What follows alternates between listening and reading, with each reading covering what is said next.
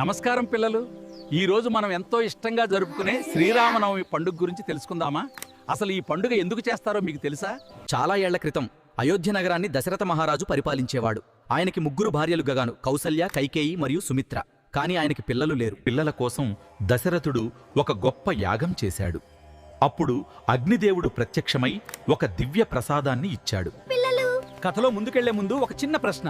రాముడికి 3 తమ్ముళ్ళు కదా, వాళ్ళ పేర్లు మీకు తెలిస్తే వెంటనే కింద కామెంట్ చేయండి. చూద్దాం ఎంతమందికి తెలుసు. రాముడు పుట్టినప్పుడే కాదు, రాముడు రాక్షసుడైన రావణుడిని సంహరించి ధర్మాన్ని కాపాడిన రోజు కూడా ఇదే అని అంటారు. అంటే చెడుపై మంచి గెలిచిన రోజన్నమాట.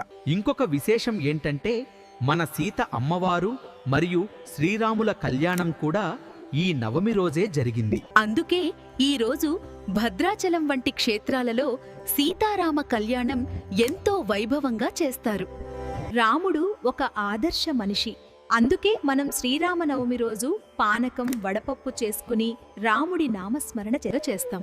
మరి మీ ఇంట్లో రామనవమి ఎలా చేస్తారో కామెంట్ చేయండి. జై శ్రీరామ్. లిటిల్ డెవోటీ స్టోరీస్ ని సబ్స్క్రైబ్ చేసుకోండి.